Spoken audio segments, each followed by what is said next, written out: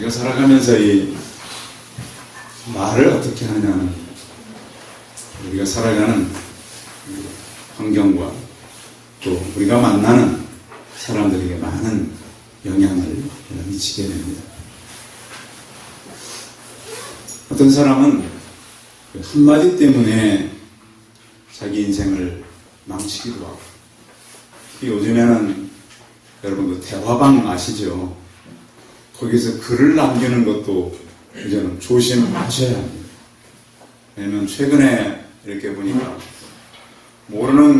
잘 모르는 친구 대화방에 들어갔더니 그 모임이 아주 이렇게 알려져서는 안 되는 그런 모임이 되고, 또 그러다 보니까 크게 잘못하지 못한 사람들도 그것 때문에 어려움을 당하는, 저는 그런 것들을 보면서 그런 생각을 했었어요. 지금이야 다 저렇게 좋게 하지만 그것이 문제가 될 때는 상당한 피해를 입을 수도 있겠다. 그래서 이제는 말도 조심해야 되지만 대화방 같은데 카톡방이라든지 글을 남길 때도 이제는 주의해서 남겨야 하고, 또 그런 모임들도 경건치 않은 모임은 여러분들 그 모임에서 나오셔야 해요. 왜냐하면 그 말은 우리에게 중요하고 글도 마찬가지죠. 말은 우리를 이 성대를 통해서 우리에게 파장에 의해서 들려지는 거지만 말은 힘이 있습니다. 힘이 있어서 어떻게 보면 이 말이 굉장히 좋은 관계를 파괴시키기도 하고 또 좋지 않은 관계를 좋게 만들기도 합니다. 그래서 말은 몇 초에 불과하지만 또 말을 듣는 사람 수십 년을 그 말을 품고 살아가는 사람들도 있습니다. 그래서 웃자고 한 말이 사망하는 경우도 있고요. 제가 아는 어떤 코미디언은 자꾸 웃기려고 그렇게 하다가 웃기려고 하는 건 나쁜 건 아니잖아요. 말을 잘못해서 신발로 맞고요. 또 어떤 경우는 족발로 얼굴을 맞고요. 웃기려고 그러다가 그런 경우가 이제 생긴다는 거죠. 말이 씨가 되어서 어떤 사람은 그 말 때문에 평생 고난을 당하고, 또 어떤 사람은 말 때문에 그 말에 의해서 힘을 얻어서 질병이 낫기도 하는 거 아니에요. 건강한 사람이 누구 말로 인해서 평생 질병을 얻고 살아야 되는 그런 사람도 있다는 것을 들었습니다. 부지한 한마디가 싸움의 불씨가 되고 잔인한 말 한마디가 삶을 파괴할 수 있다는 겁니다. 그런가 하면 하나님께 주시는 이 말씀, 은혜스러운 말 한마디가 우리의 길을 평탄하게도 하고요. 즐거운 말 한마디가 하루를 평안하게 보내기도 한다는 것이죠. 그래서 잠언서 25장 11절에 보면 경우에 합당한 말은 아라고 생긴 은쟁반위에 금사라고 그랬습니다. 그러니까 우리가 그 경우에 맞는 말, 사람들에게 이렇게 어울리는 말, 이것을 잘할 수 있는 그런 지혜로운 입을 가진 황금의 입들이 되시기 바랍니다. 그래서 여러분들이 하는 말로 맞아, 이것은 괜찮을 거야. 사람들은 그렇습니다. 이 말을 어떻게 해주느냐에 따라서 정말 어려운 환경도 이기는가 하면, 아무리 좋은 환경도 말을 잘못해주면 그것 때문에 좋은 환경이 힘이 되지 못한다고 하는 것이죠. 우리 말에 대해서 언젠가 하나님께서 다 낱낱이 고하게 될 것이다. 하나님은 이렇게까지 말씀을 하셨습니다. 그리고 할 수만 있으면 말을 해도 긍정적인 말을 많이 하십시오. 물론 잘못된 것에 대해서는 잘못했다고 말을 해야 되겠죠. 그러나 긍정적인 측면에서 하는 얘기입니다. 또 하나는 좀 적극적으로 자꾸 못하게만 안 된다고만 하지 마시고 이렇게 하면 더 좋을 것 같다. 이렇게 하면 더 나을 것 같다. 이런 이야기. 또 말 속에는 어떤 창조적인 것이 들어있잖아요. 했던 거, 또 우리가 주의할 것도 조심해야 되겠지만 좀 창조적으로 이런 것은 이렇게 해야 되겠다. 그리고 내 생각은 이렇지만 하나님께서는 이렇게, 또 다른 사람들은 이렇게 할 수 있다. 물론 저도 제 생각을 많이 얘기해서 제 한계를 저도 많이 드러낼 때가 참 많습니다. 그러나 우리는 할 수만 있으면 하나님께로부터 받은 그런 창조적인 말들을 통해서 이웃들을 힘나게 하고 가능성을 가진 그런 사람들로 바꾸어가는 우리 성도들이 되시기 바랍니다. 오늘 우리가 잘 아는 에스겔 이야기 서론부터 보면 뼈 얘기부터 시작합니다. 뼈. 근데 이 뼈가 그냥 뼈가 아니고 에스겔이 아마 많이 보았던 뼈인 것 같아서 왜냐하면 별로 두려워하지 않아요. 뼈를 보는데. 한번 읽어볼까요? 자, 1절만 37장 1절만 읽어봅니다. 시작. 여호와께서 권능으로 내게 임재하시고 그의 영으로 나를 들고 와서 골짜기 가운데 두었는데 거기 뼈가 가득하다. 자, 누구의 뼈일까요? 뼈. 사람 뼈입니다. 여러분 뼈가 어느 골짜기에 가득하게 채워졌다면 그거 보고 그냥 지나갈 사람은 없죠. 근데 그런 생각을 해봅니다. 지금 에스겔 상황이 포로로 붙잡혀 와서 많은 죽음을 보고 왔어요.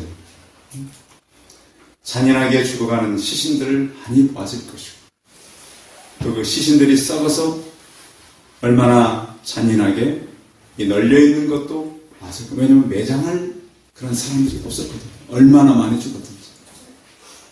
그래서 에스겔이 이 뼈가 가득한 골짜기로 인도되었고 또 거기에서 이렇게 보면 그냥 자연스럽게 꼭 무슨 영화를 물론 환상이니까 그럴 수 있겠죠. 그러나 그 뼈가 많은 곳으로 하나님은 그를 이끌어 갔습니다. 그럼 20대 중반 때에 포로로 붙잡혀 갑니다. 그래서 5년 후인 거의 30세 때 청년 때에 환상을 보게 되는데요. 이 환상이 의미하는 것은 결국 11절이죠. 뼈의 환상은 11절에 대답이 있습니다. 같이 읽어볼게요. 시작. 또 내게 이르시되 인자야 이 뼈들은 이스라엘 온 족속이다. 그들이 이르기를 우리의 뼈들이 말랐고 우리의 소망이 없어졌으니 우리는 다 멸절되었다 하느니라. 아멘. 자, 지금 이 뼈들의 모습이 지금 다 멸절된 이스라엘의 모습이라는 거예요. 왕을 비롯해서 모든 백성들이 다 밧줄로 묶여가고 이스라엘의 마지막 왕이던 시드기야는 이 왕이 보는 데서 왕자들을 다 죽입니다. 얼마나 비참한 일입니까? 나라가 망하고 왕이 보는 데서 그 자식들을 다 죽입니다.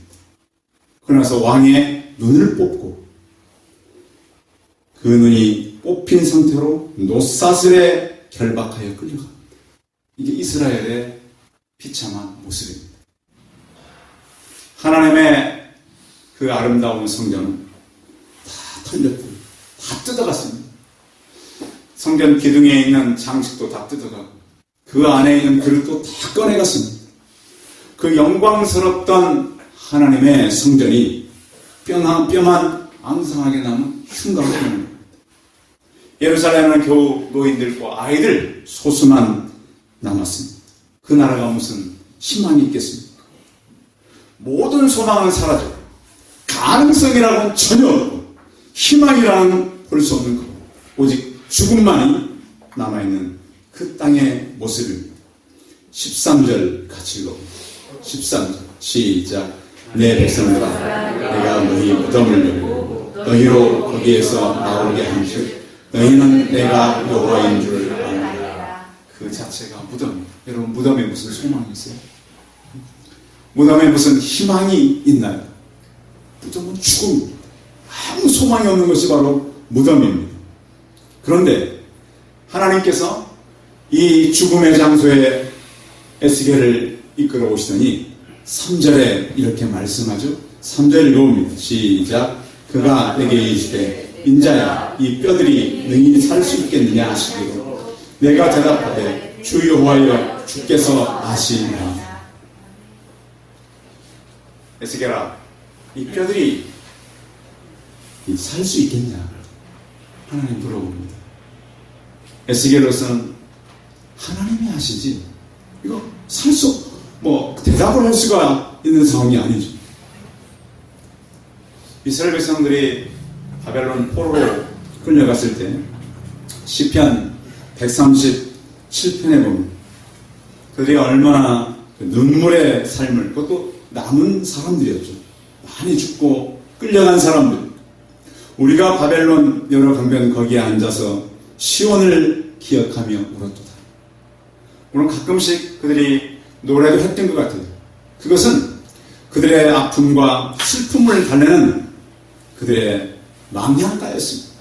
나라를 잃고 이역만리 바벨론으로 붙잡혀온 그들의 노래가 시편 137편에 기록되어 있는데, 그들의 강변에 앉아서 버드나무에 수금을 걸어 놓았습니다.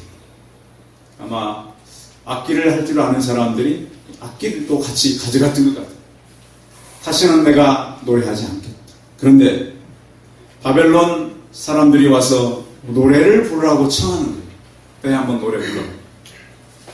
자기들의 가정을 다 없애버리고 그 나라를 짓밟아버린 그들이 와서 노래를 청할 때들이 노래가 되겠어요. 거기 시편 137편에 보시면 예루살렘아 내가 너를 잊을 텐데 내 오른손이 그의 재주를 잊을지어다. 더 이상 내가 그 악기를 연주하는 재주를 잊어버렸으면 좋겠다. 그런가 하면 내 혀가 내 입천장에 붙었으면 좋겠다. 더 이상 내가 벙어리가 되어서 노래를 안 하면 좋겠다. 그것이 탄식하는 이스라엘 백성들의 상황이었습니다. 너무도 무참히 짓밟혀서 다시는 일어설 수 없는 날, 포로 이스라엘이 다시 거룩한 하나님의 백성으로 돌아갈 수 없는 그런 상황에서 하나님은 청년 에스겔을 부른 것입니다. 그리고서 그 죽음의 골짜기에서 이렇게 하라고 말씀을 하고 있습니다. 자, 4절 같이 읽어봅니다. 4절 시작. 또 내게 이르시되 너는 이 모든 뼈에게 대언하여 이르기를 너희 마른 뼈들아 여호와의 말씀을 들을지어다. 뼈를 향해서 뭐라고 말하라고요? 여호와의 말씀을 들을지어다. 뼈를 향해서 이제 그 소망 없는 뼈를 향해서 그가 내 여호와의 하나님의 말씀을 들을지어다. 그러면서 그 말씀을 이렇게 선포하는 것입니다. 5절 읽어봅니다. 5절 시작. 주 여호와께서 뼈들에게 이같이 말씀하시길 내가 생기를 너희에게 들어가게 하니 너희가 살아나리라. 무엇을 들어가게 한다고요? 생기를 들어가게 하니 너희가 어떻게 되리라? 살아나리라. 아멘. 사람을 창조하신 분은 하나님입니다. 뭐로 창조했죠? 흙으로 창조하고 거기다 뭘 풀어넣으셨어요? 생기를 풀어넣었어요. 그러니까 사람은 하나님의 창조입니다. 그래서 하나님께서 창조한 창조물은 다시 하나님께서 그 사람들을 살려낸다라고 하는 것이죠. 어떻게 보면 에스겔서 37장은 구약의 부활장이라고도 해요. 죽은 자, 모든 것이 다 사라졌지만 뼈들이라 할지라도 다시 살아나는 부활의 역사를 에스겔을 통해서 우리는 경험할 수 있는 것입니다. 하나님께서 이제 에스겔을 통해서 그 뼈들을 살리겠다. 그러면서 말씀을 대언하게 됩니다. 말씀을 대언했더니 7절 한번 보겠습니다. 7절 읽어봅니다. 시작. 이에 내가 명령을 따라 대언하니 대언할 때 소리가 나고 움직이며 이 뼈 저 뼈가 들어맞아 뼈들이 서로 연결되더라. 아멘. 하나님의 말씀이 대언되니까 그 무질서했던 뼈들이 맞춰지는 거예요. 스스로. 그래서 그 수없이 많은 뼈들이 원래의 모습으로 찾아간다고 하는 겁니다. 우리가 그 전도 책자 중에 사형리 책자를 보면 예수님을 그 의자에 모시고 있는 사람은 이 모든 질서가 이렇게 잡혀 있어요. 내가 의자에 앉았을 때는 모든 것이 혼란해져요. 혹시 여러분들은 여러분의 마음의 의자에 누가 앉아 계십니까? 예수 그리스도가 되시기 바랍니다. 아직도 거기 내가 앉았거나 다른 것이 그 자리에 앉아있다면 내 삶은 여전히 혼란스러운 겁니다. 그 말씀이 대언되자 모든 질서가 원래대로 돌아가기 시작했습니다. 그리고 난 다음에 뼈만 맞아서 모든 것이 되는 것은 아닙니다. 자, 8절 한번 보겠습니다. 8절 시작. 내가 또 보니 그 뼈에 힘줄이 생기고 살이 오르며 그 위에 가죽이 덮이나 그 속에 생기는 없더라. 사람의 모양은 다 갖췄어요. 이제. 근데 뭐는 없어요? 생기가 없어요. 생기는 하나님께서 우리에게 생명을 부르는 하나님의 호흡입니다. 성경에서는 이 하나님의 호흡을 하나님의 말씀이라고 표현합니다. 그래서 우리는 사람이 회복되려면 하나님의 생기가 우리 안에 들어와야 합니다.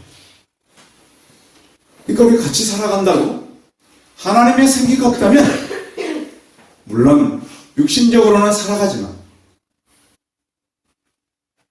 생기가 없는 그런 사람들로 살아가는 것이죠. 이 환상은 결국 이스라엘이 회복될 뿐만 아니라 예수 그리스도가 왔을 때 이 땅이 어떻게 회복되고 예수 그리스도께서 부활한 것처럼 사람들이 어떻게 부활하실 건가를 미리 말씀하고 있는 것이죠. 예수님이 이 땅에 온 이유가 있었습니다. 오셔서 한 일은 말씀을 선포하고 가르치고 회복시키는 일이었어요. 그러니까 하나님의 말씀이 선포되면 오늘 에스겔의 상황이 우리들에게도 나타난다고 하는 것이죠. 예수님이 이 땅에 오셔서 38년 된 병자도 고쳤는가 하면 죽은 나사로도 일으켰습니다. 죽은 지 나흘이나 됐지만 그 시신이 다 썩었지만 하나님은 그를 일으켰습니다. 죽은 청년을 관을 메고 가는데 그 청년을 살렸다. 성경은 태초의 말씀이 계시니라 이 말씀이 하나님과 함께 계셨으니 이 말씀은 곧 하나님이시니라 그랬습니다. 요한복음 1장 4절에 보면 그 안에 생명이 있었으니 사람들의 빛이라 그랬습니다. 예수님이 이 땅에 올 때 그 영원한 생명을 가지고 우리에게 다가왔습니다. 하나님의 생명, 즉 부활의 영, 죽지 않는 영이 그 안에 들어가게 되는 것입니다. 그래서 우리는 예수 그리스도를 믿기만 하면 죽지 않고 영원히 살게 되는 것입니다. 그래서 고린도후서 5장 17절에 보면 그런즉 누구든지 그리스도 안에 있으면 새로운 피조물이다 그랬습니다. 왜 사람들이 다 갖추어졌어요. 생기는 없어요. 9절 한번 읽어볼게요.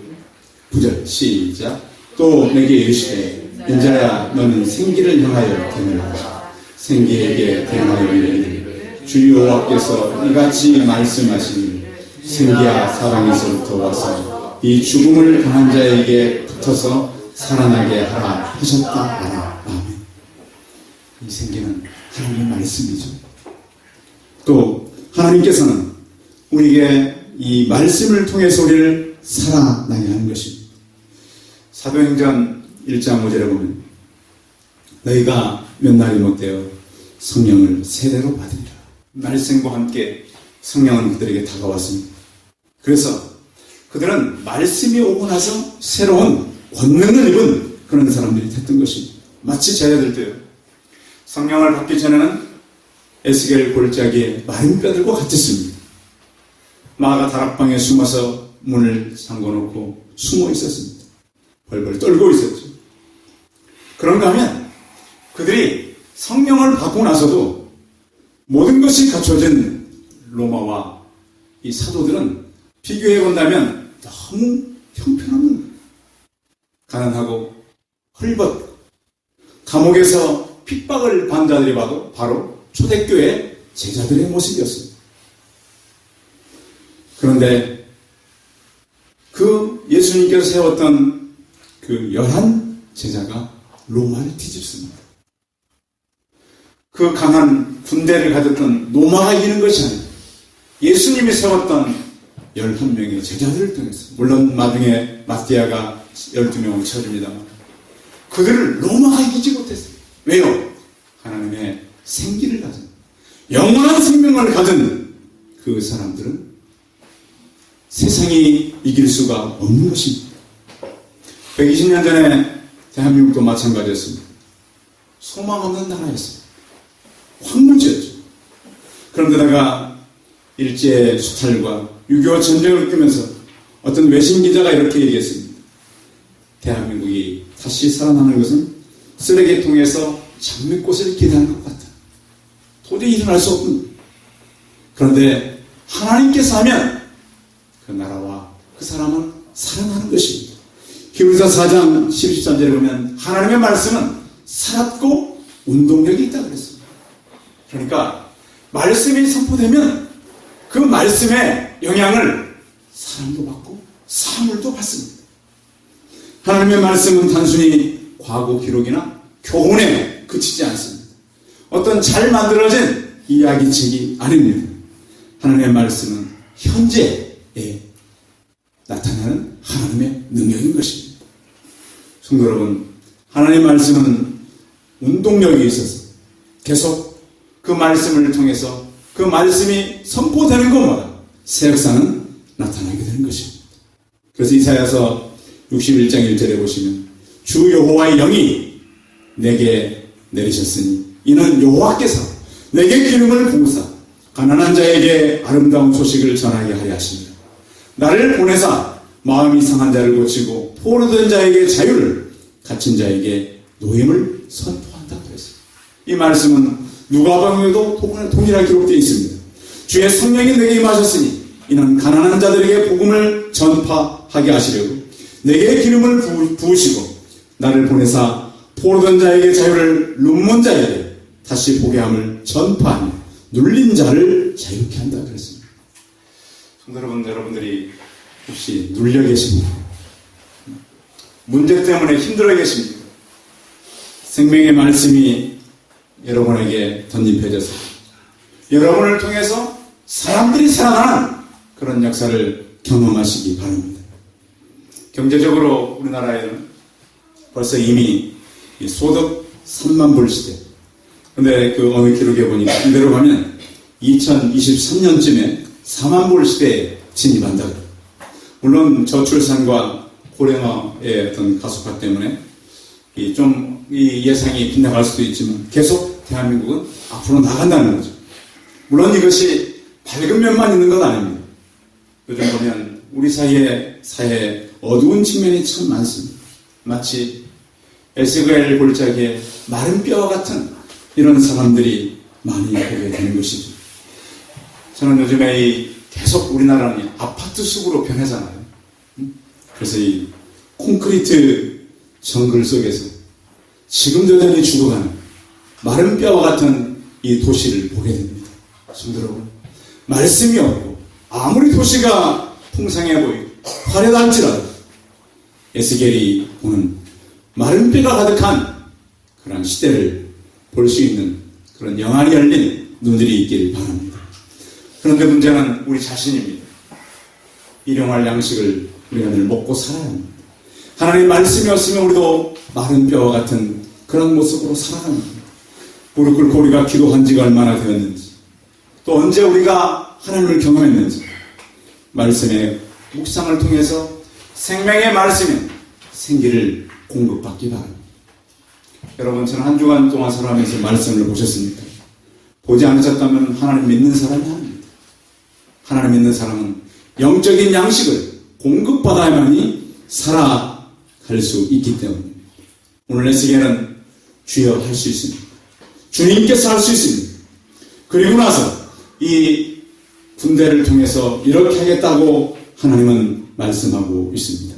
자, 오늘 하는 말씀 다시 보겠습니다. 14절입니다.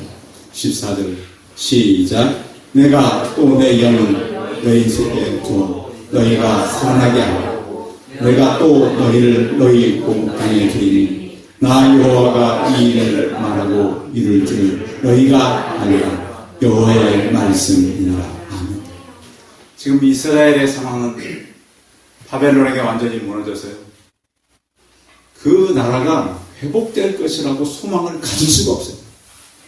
그런데 한 나라가 아무리 최강국에 의해서 망했다 할지라도 하나님 역사는 끝나지 않았고 하나님이 하시면 그때부터 시작이 되는 것입니다. 한국교회를 보면서 그런 생각을 합니다. 그래, 지금까지 한국교회가 최근에 많은 우리 대한민국 앞에, 세계 앞에 일을 잘못했다면 다시 하나님의 영이, 하나님의 생기가 우리에게 들어와서 이제 우리로부터 시작하면 되겠다는 소망을 가져봅니다. 우리는 이 무너진 시대를 다시 일으킬 수 있는 하나님의 말씀, 영원한 생명이 우리 안에 있기 때문입니다. 너희를 살게 하려. 그 뼈를 살리는 것은 에스겔의 의지가 아니고 하나님의 의지였습니다. 교회가 살고 죽는 것은 우리의 의지가 아니라 하나님의 의지입니다. 중요한 것은 우리가 말씀 앞에 서서 생명을 살리고 그 말씀으로 충만해서 우리 나라에서 사방에 우주 공간에 가득한 하나님의 생기가 또 사람들에게 선포되고 부어지고 채워져서 우리 나라에서 죽은 자들이 살아나고 마른 뼈들이 큰 군대를 이루는 그런 개인, 우리 교회가 되시기를 주님의 이름으로 축원합니다. 기도하겠습니다. 살아계신 하나님, 이 시대는 경제적으로는 많은 부를 가져왔고 생활에 여러 가지 편리함도 있게 되었지만 우리가 영안을 열어보면 시대는 말씀이 없는 죽어버린 시대를 저희가 보게 됩니다. 하나님 아버지, 이스라엘이 바벨론의 포로가 되었다면 이 시대는 물질과 우상의 포로가 되었습니다. 주여, 우리 눈을 열어서 마른 뼈가 가득한 이 시대의 골짜기를 보게 하여 주옵소서.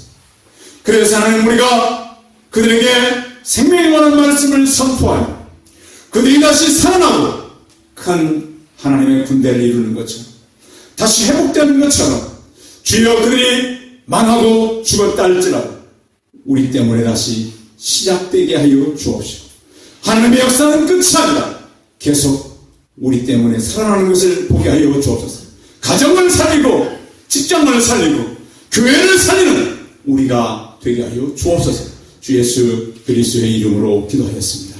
아멘.